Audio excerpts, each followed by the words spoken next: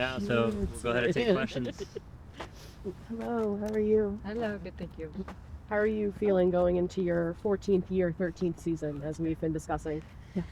Yeah, it feels a little crazy when you say it like that. But just super excited. I'm excited that I get to do this again for another year with the rain. And feel lucky to be able to do that. And so I'm just looking forward to seeing what kind of we can do this year as a group. What kind of made you want to try, like, did you felt really good and I can have one more year, or did you want to have that one little last bit of transition to, from the three of y'all, to make sure that, the team is still on the right track? No, I think for me personally, it was just always based off kind of like how I was feeling, my body and my mind. And that, as the year went on last year, it was a great year really for me, personally and from the club's perspective. I think you can take all the positives away from it, but I just felt like I still had something to give, on the field and off the field. And I think for as long as I kind of feel that way, then I want to try and do it for as long as I can. And so that really was, in a simple context, the reason why, I wanted to come back and do my job again this year, hopefully at a good level. Is this the first time then that you've just played with one team and hadn't had to obviously not the international, but like, is this really going to be like that first time where you've been completely located in one place and only traveling with this team? Yeah, exactly. And I think that is what's so exciting. I've been doing this for a very long time now, and the entire time it's been club and country, and that's just extremely draining, and it's very tiring. So in truth, I'm actually like super excited to see what this year feels like without doing that, and having the ability to just focus on one thing, get a little bit more rest, which will be nice for me. And I'm just interested to see what that looks like and what that feels like. And so, yeah. As a leader, does it feel any different not having Lou around anymore? Did it put more responsibility onto your plate?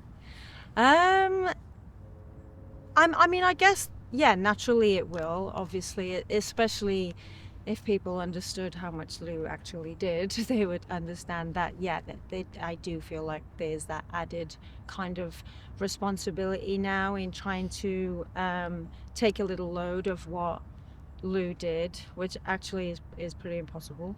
But the good thing about that is we have a great group, and we have players that have been here for a long time. We have new players coming in with experience, and it's kind of the first bit of my leadership. Really, I need to go and ask for help and ask for support and allow others to take that step into add into their leadership skills too. And so, it's to put a spin on the positive side of it. Hopefully it will mean that we will have even more leaders now as we try and navigate kind of that loss of Lulu. Are you automatically captain? I have no idea. Oh, really? Yeah. Okay. How do you guys do it then? I think Laura will figure that out and come and speak. So that I would have to refer to Laura on that. That's interesting. Yeah, how do you kind of, how did you move on, I guess, maybe from last season, the way that the team ended? Like, is that a discussion that you guys had at all to start, training camp and to go forward, or how are you kind of putting the pieces together there? Yeah, I think that'll be, the discussion as the weeks go on, really. I think how the season ended, there was, so many positives to the season as a whole, but, also a lot of learning for us to do as a group. And the only way to kind of learn really is to go through that experience and really reflect on it kind of individually and then as a collective, because each person's experience will show different things. And so, yeah, of course, we'll use that as a group, not only as motivation to obviously, go further, but also kind of motivation for each other and how we can be better for each other and just gain through experience of those losses. I asked Laura a sort of similar question, but the team didn't make a whole lot of additions this offseason, very different from some more recent off seasons. And the plan is obviously to sort of hope this team continues to develop and can kind of do better, but with a lot of the same group. What makes you confident that this team can sort of make that jump despite not making a ton of changes? Yeah, honestly, it's kind of exciting to me actually that we haven't made a ton of changes, which I know in this current climate of the sporting world is, changes everywhere at all times. But I think for us, the beauty of it is we have stability, which we probably haven't had in squads for the last few years. And we allow area of kind of longer growth rather than immediate growth. And I think that, from a long-term perspective, that tends to yield good results.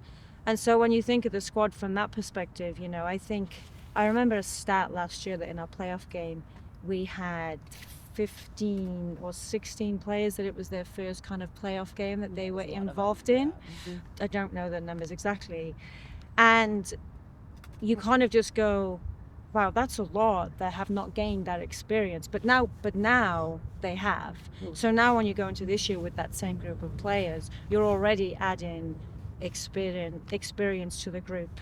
And the probably hunger and desire to never go through that feeling again.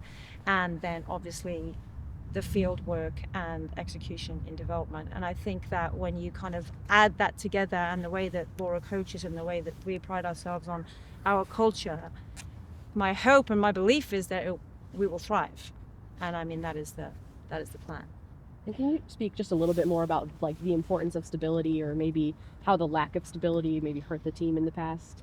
No, I just think that over the last couple of years we've had a lot of turnover, and that's, sometimes it's difficult to really gel on a deep level when you have that.